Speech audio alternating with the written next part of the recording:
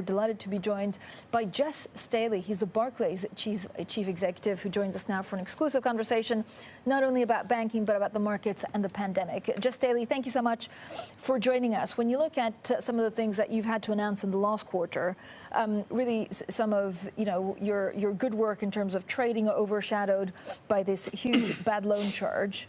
What will the next quarter bring? How much worse is the economy now? Well, obviously, I need to be careful about what I say about our second quarter. But you know what, Francine, thanks for having me on. You have clearly an extraordinary economic contraction in response to the COVID-19 virus. On the other side, like you'll hear from the Prime Minister this afternoon, to a degree, it's been met by an equally extraordinary move by the fiscal policy by governments from the U.S. to the U.K., but also incredible moves by central banks around the world in terms of accommodative monetary policy. So you've got these two enormous influences hitting each other, and how the economy recovers and the time it takes to recover is something that clearly we're all going to watch, and because this is historic.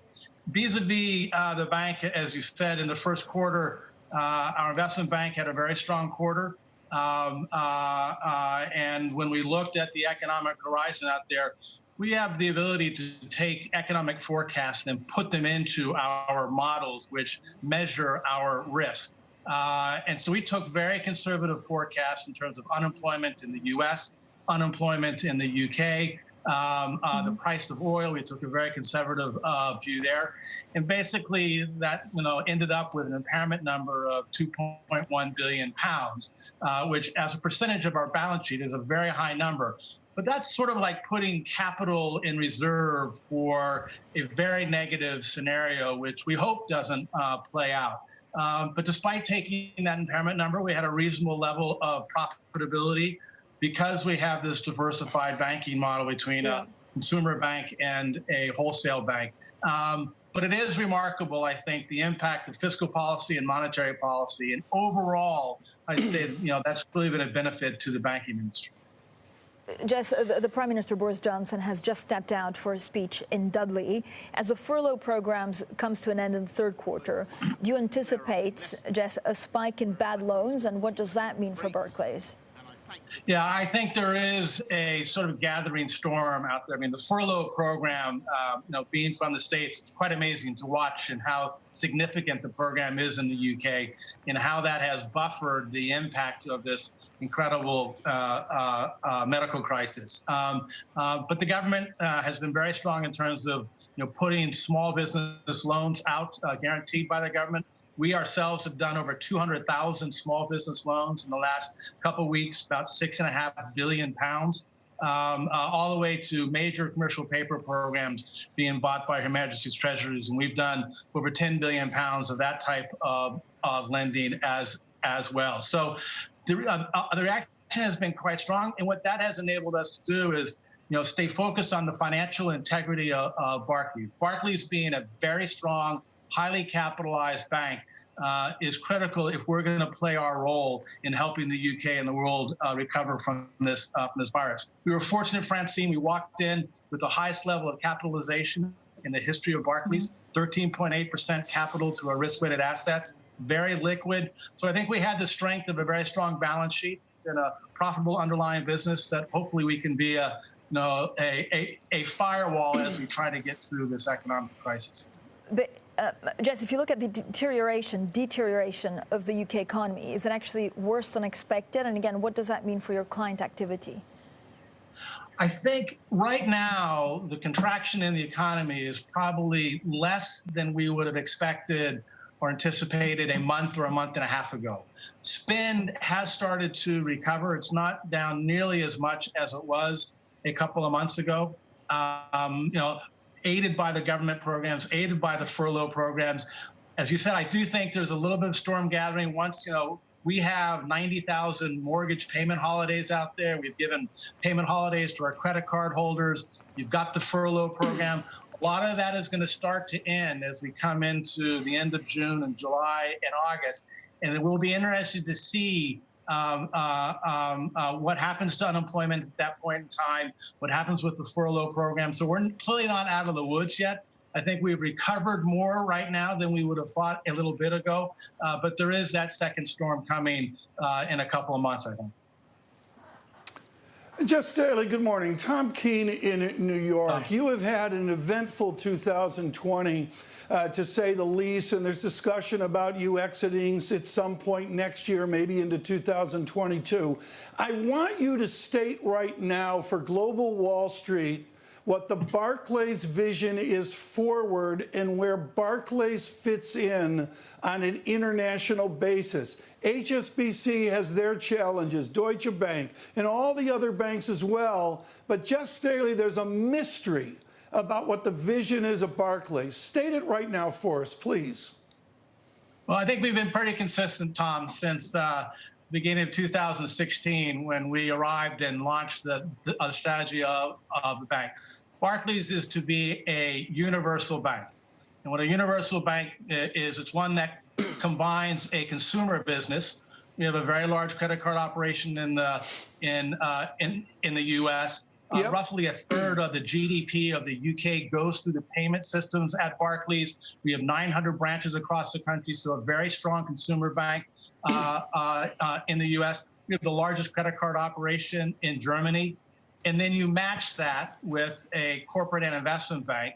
And, you know, we believe that we're one of the freestanding bulge bracket investment banks in New York and London. You saw that performance in the first quarter. So it's being both an investment bank and a consumer bank and using that diversification to weather environments like we're in now.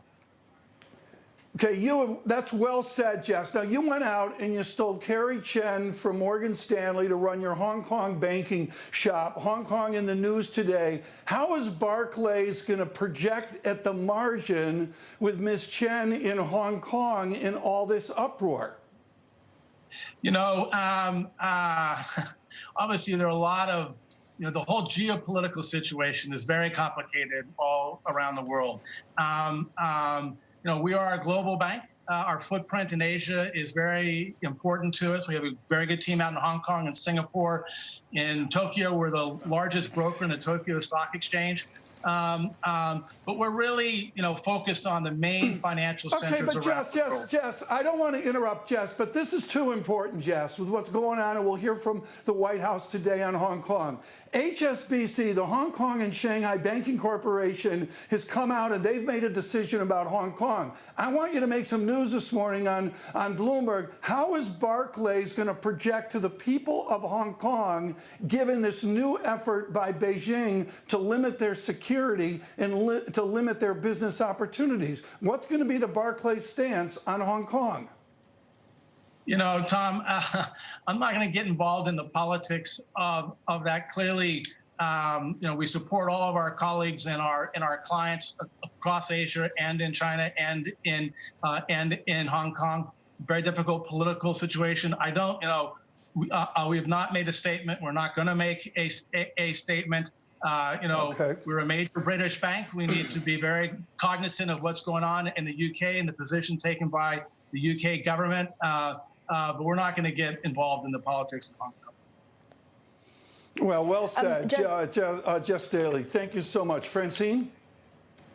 Yeah, Jes, when you look at you know, some of the things that we've been waiting for a long time, which is M&A in the banking system, what needs to happen right now for M&A to come together? Cross-border, inside the UK, just in Europe in general, to try and compete, you know, productively with the U.S. banks?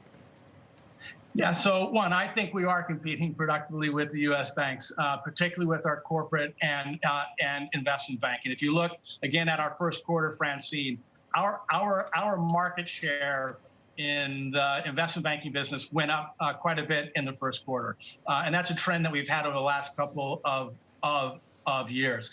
So I think we're very much competitive there. I think on the M&A side for banks, one of the challenges really is banking is involved in a digital revolution.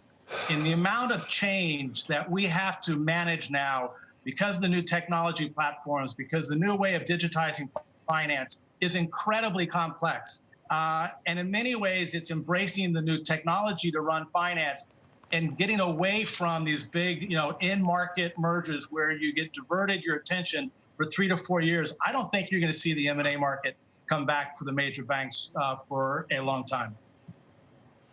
But does that mean, Jess, that actually, the U.S. will continue being more aggressive in places where European banks traditionally were better? I think that the U.S. banks are, going back to Tom's question, the U.S. banks are committed to the universal banking model. I think a number of European banks have made the decision that they want to decrease their investment in investment banking, and they're pulling back from the markets. That's part of the HSBC reorganization. That's part of the Royal Bank of Scotland reorganization. So that's all very public. The U.S. banks are committed to that universal banking model, and so is Barclays. When you look at the difference of this crisis, which started as a pandemic, a health crisis, turning into an economic one, how different is it from, like 08, 09? This is not banks needing to be bailed out. This is different. Yeah, one of the interesting things I think to consider is the banks were really the catalyst for the economic crisis of 08 and 09. The banks got in real trouble and they had to be bailed out. One of the regulatory responses to that was to basically say, let's rely less on bank balance sheets to fund economic growth, and let's push towards the capital markets, i.e. relying on debt being placed with insurance companies and pension funds and mutual funds, et cetera. And what we've seen on one level is they got it right. The world's economies do rely much less on bank balance sheets today than they did 10 years ago. Therefore, in this economic crisis, the banks, I think, have stood up better clearly than they did 10 years ago. And really what has taken the burden is the capital markets. And the capital markets then responded actually quite effectively to extraordinary monetary easing by the central banks. But by one calculation, 20% of the Eurobond market right now is held by the European Central Bank. That's an extraordinary move by a central bank to buy corporate debt to support the capital markets. But I think it's been a more efficient financial response to the economic crisis, clearly, than what we saw when it was all laid on the backs of the banks 10 years ago. Jess, day in, day out, we've talked about Wirecard. We've had a look at the exposure of some of the banks to Wirecard. What was Barclays' exposure in this? So we have a participation in the holding company's revolving credit facility. Clearly a very manageable number for us. But we also have, we do business with Wirecard accounts in the UK. There are a lot of fintech companies that rely on those accounts, a lot of consumers that rely on those accounts. And I think there's a real concerted effort between Wirecard, between the government, and between the bank to manage this in the most beneficial way for ultimately the end consumer. But this is going to pose a real challenge to some parts of the financial technology industry. The banks are highly regulated and they're safe. And I think there's some things like e-wallets, which will probably get new attention. What we're seeing as a bank is we're seeing our deposit base grow because as people get worried, they go back to the safe hands of the bank. This is really interesting, Jess. Thank you for answering this on Wirecard. And it's a movable feast not only for Europe and Germany, but also for America. I mean, Ernst & Young is really under the gun here. There's clearly a massive missed audit at Wirecard as well. I want you to speak for the rigor of auditing at Barclays. Do you feel there's any mysteries on your book in relation to Wirecard? Do you think the auditing's tight enough just on simple things like what's an X number of banks? Yeah, no, we started taking a cautious approach to Wirecard quite some time ago. So again, very mindful of where all of our... Wait. Jess, some time ago, like last Thursday or a few years ago? I'd say a long time ago, not last Thursday. Wirecard did have questions before, so we've been conservative in how we dealt with them. They're a very big business. They've got a very big business in the UK as well. It's a very tough situation. Obviously, It seems like something quite significant was missed, and I think the markets will pay a price for it. There has been a moment here in 2020, and I know for you personally and also for Barclays, it's been a most challenging year as well. And part of that has been protest, not only in America, but really nationwide on any number of avenues of protest. How is Barclays going to reassert a diversity effort at the bank? It's a huge challenge to match diversity with academics. How are you going to do it? You know, embracing diversity and inclusion has been something very important to me personally for many numbers of years in my career. We want Barclays to be in the forefront of being responsible, being connected to our employees, to our customers and clients, in trying to take society overall forward in this issue of inclusion and diversity, whether it's gender, whether it's the LGBT community, whether it's the Asian community. But clearly, I think there needs to be a particular focus on race. What we've seen happen in the United States over the last couple of months has got to be shocking to all of us. We are involved in a number of initiatives in the U.S. and in the U.K. and globally to deal specifically with the race question. I've had all sorts of conversations with Black leaders inside of Barclays, but we got to recognize that there is racism out there. We need to put our weight on the balance in order to try to fight fight racism by opening up opportunities, by recognizing that there is a significant problem, and the non-Black part of Barclays has got to embrace our Black colleagues and make sure that this is an inclusive environment, and we increase the opportunities for Blacks across this bank. We have a long way to go. But Jes, how is Barclays, improving the pipeline of upcoming Black and ethnic minority executives?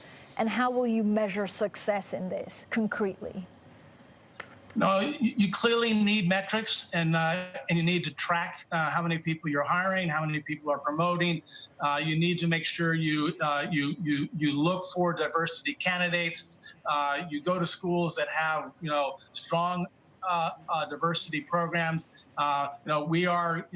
We put about $100 million recently just around COVID-19. A lot of that is going into communities to try to help entrepreneurs, entrepreneurs of diverse backgrounds. We have set up a number of groups inside of Barclays to see what specific measures we can take around the race issue. I think we've done pretty well in things like gender. We've got a long way to go in race. You have to track it, you've got to monitor it, and you have to have aspirational goals that you communicate and you act transparently, and we will need to do that. Jes, we're just getting some breaking news. This is from the ECB on dividends. So I know you're regulated by the FCA, but French banks led by BNP Paribas lobbying the ECB to permit dividends in the fourth quarter.